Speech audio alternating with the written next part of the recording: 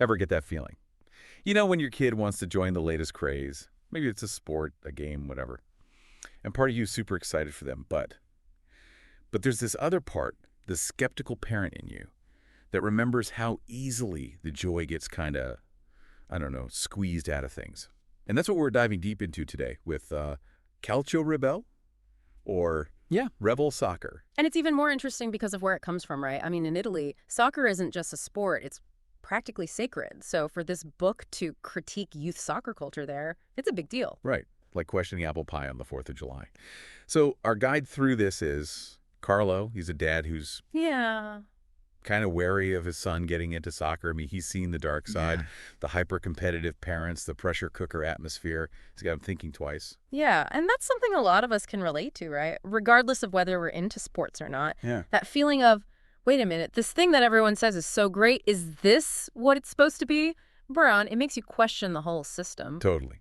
So Carlo comes across this book, Calcio Rebel, and get this, it was originally written in Italian, which adds a whole other level of intrigue, don't you think? Oh, absolutely. It adds a layer of cultural context that you just can't ignore. It's like you're getting a glimpse into a very specific world and mindset. Exactly. And within this world, we're treated to not just Carlo's journey, but also the perspective of two young athletes, Martina and Amir, each captaining their own team of outsiders. Martina leads the girls without a field, and Amir, the excluded boys.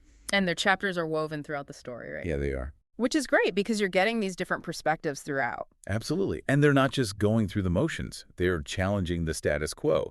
Like when Martina says, a different kind of soccer is possible. We just have to believe in it. Yes. Or Amir's declaration, if they close one door, build yourself another playing field. You know, it's that kind of rebellious spirit that really shines through. And that leads us right to the heart of Rebel Soccer.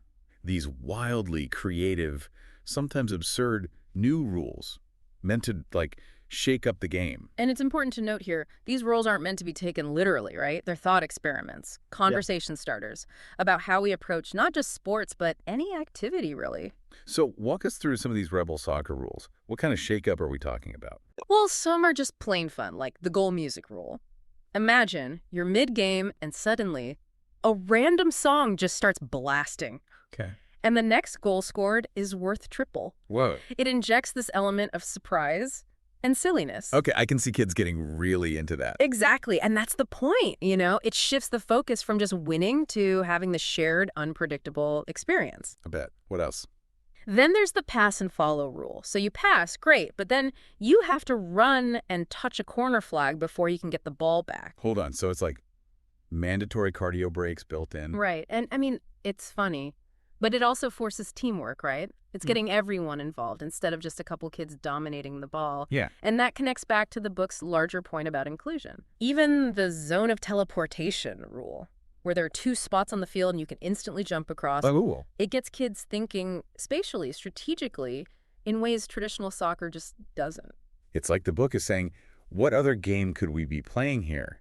How else can we use this field, these rules, to spark something new? Precisely. It's about challenging those unspoken assumptions about how the game should be. Right. And it's not just the on-field action that they're focused on. The book also has off-field rules, but these are aimed at the parents, the coaches, the whole sideline circus, you know. Oh, those are my favorite.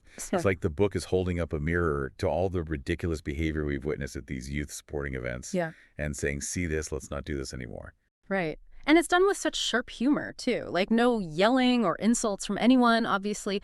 But what I love is this rule that coaches and referees have to shake hands, get this, in front of the players before the game. Oh, I love that. Right. Such a small thing, but so powerful. Totally. It sets the tone right away, showing that respect and sportsmanship matter more than blind competition. Exactly. Or how about this? If the parents misbehave, their team gets a penalty. Oh. Like a minute less playing time. Wow. Talk about accountability. Suddenly those sideline critiques don't seem so important anymore, do they? It's brilliant. It's putting the focus back where it belongs, on the kids and their experience. So with all these radical ideas, does the book offer any, like, realistic solutions?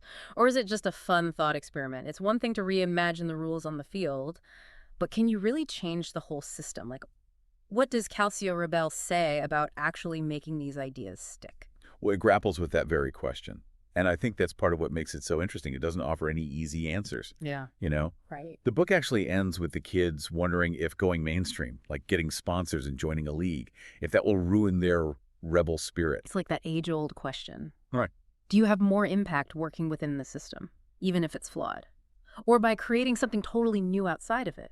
Exactly. And it's not something the book tries to answer definitively either, which I appreciate. It leaves you pondering, you know?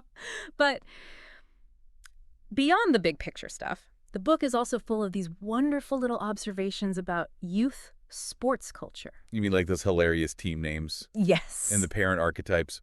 The refrigerators had me cracking up. Right. But it's more than just humor, right? It's social commentary. It's holding up a mirror to those often absurd ways we approach competition and achievement, even at a young age. It's like the book is saying, hey, let's all just take a step back for a minute and ask ourselves, why are we really doing this? And I think that's a question worth asking, don't you? Yeah. And not just about youth sports either, but about any area of life where we've just accepted the status quo without questioning it. What if we dared to reimagine things? What if joy, inclusion, and respect were the driving forces? It's a powerful thought.